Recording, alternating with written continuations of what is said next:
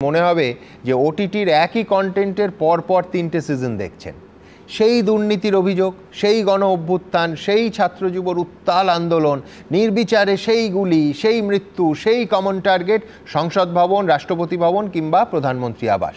এমনকি রাষ্ট্রপ্রধানের দেশ ছেড়ে পালানোটা অবধি কমন। বারবার ভারতের প্রতিবেশী দেশগুলোতে অর্থাৎ এই উপমহাদেশে একই প্যাটার্ন কেন ফিরে ফিরে আসছে বলে আমার পরবর্তী বক্তা কর্নেল পৃথ্বীরঞ্জন দাসের মনে হয়।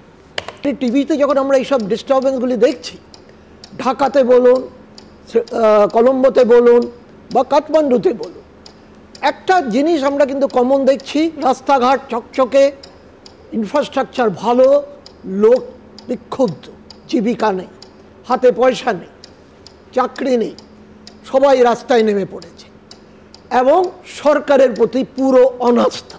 ফলে মানুষকে বুঝতে হবে, আমাদের এখানে এজিটেশন হয় এত বড় বড় অন্যায়ের বিরুদ্ধে, আমরা রাস্তায় নামি মোমবাতি নিয়ে, ওরা এইসবে বিশ্বাস করে না।